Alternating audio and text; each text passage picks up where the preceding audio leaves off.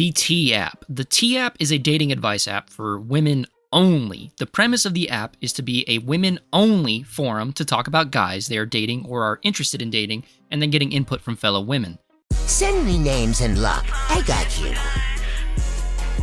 The goal of the app is to help women weed out catfishers and creeps on Tinder, Bumble, and other online dating apps as a, which is a great intention, that's awesome. But human nature has prevailed. T has a big T problem. Certain bitter women within the teaapp have taken the time to purposefully red flag and warn other women about their exes or their ex-lovers, where other women at large that are just also on the app have used the app to just straight up gossip about men that they're dating. The post is like, oh, I'm guessing his age, but he just came over here the other night and knocked the sonic rings on my puss. Then you had other commenting, oh, he's overly going. He everybody, but the is immaculate. Maybe not even in a demeaning or an angry or a mean-spirited way, but just straight up giving out personal information. Like, remember, some of these women have already been on 1 or maybe even 2 dates with these men and are sharing things about these men publicly to other strangers, like maybe their names, occupations, cities they live in, maybe weird things that happen on the first date, which, can happen. Knock the sonic rings on my puss.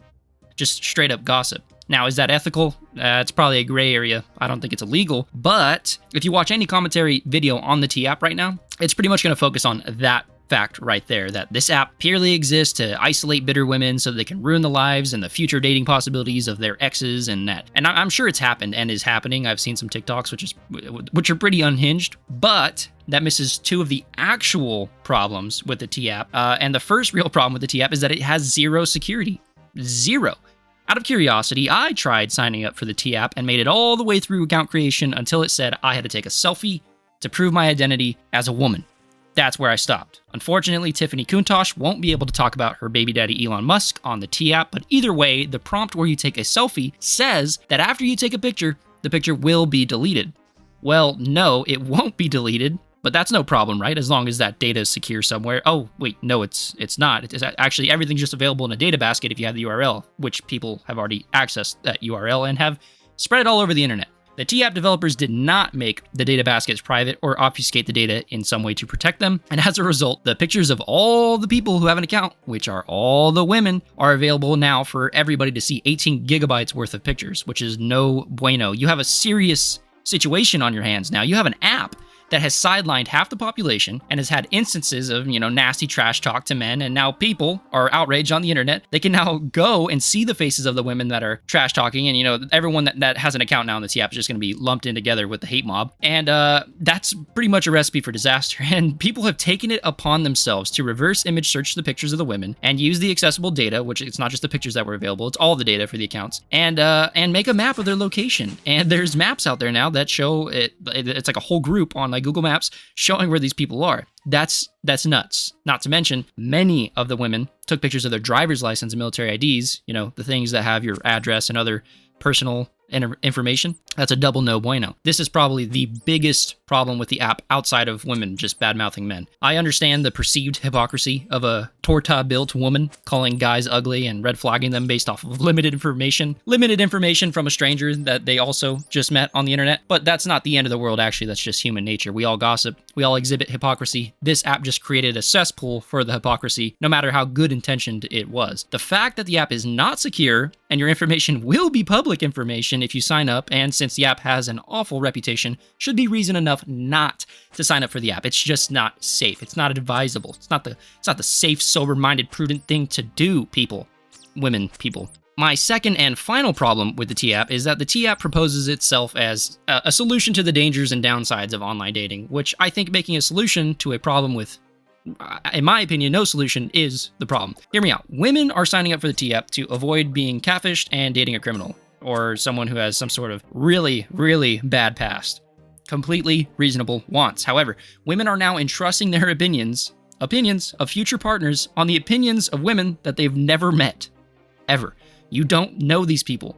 Why would you trust their intuitions about a person they probably have never met either, or most likely have never met because all the accounts are anonymous? You don't even know these people. That's silly. If you're a woman and you're worried about being catfished or dating a criminal, all the tools that are offered in the teaapp are available to use on the internet right now. Background checkers, phone lookups, searching criminal registries, reverse image search, blah, blah, blah, you name it, you can do your own due diligence. But I would also like to say that if you have been burned through online dating before and you don't like the uncertainty that comes with online dating, don't do online dating. There is an inherent superficial nature to Tinder, Bumble, and apps like that. If you want a partner to do life with, it's probably best not to use online dating apps. If you want to do life and do a person every now and again, then online dating apps are probably for you. My point is that online dating apps attract superficial people, superficial men that likely don't have good character because they're just seeking one thing. But to invest yourself in the world of online dating and to use tools like the teaapp to keep yourself safe is, I don't know, like taking a gun and then choosing to walk through a dangerous neighborhood. You don't need to take the gun. You don't need to walk through the dangerous neighborhood. It's my opinion that online dating apps just foster superficial relationships, and the superficial nature of them and the people that engage in them can be dangerous. So why get advice from other women who are also likely engaging in these very surface level physical relationships? Meet someone organically, touch grass. It's not easy, but most things that are rewarding are not. The teaapp as a tool does not work because online dating is a suboptimal form of dating. You don't need the teaapp if you date organically and you use prudence, but that's just my boomer take. The epitome of a relationship essentially would be two people willingly devoting their lives in love and servitude to one another until they die. That's where your dating advice should come from. People who have or are in successful marriages. But again, that's just my boomer take. If you want more information on the actual technical side, it does expand a little further than just what I briefly covered about the security risk, check out the Slop News Network video. That was a really good video on the teaapp. And yeah, that's linked in the description down below. I'm BPJ. Peace out. God bless.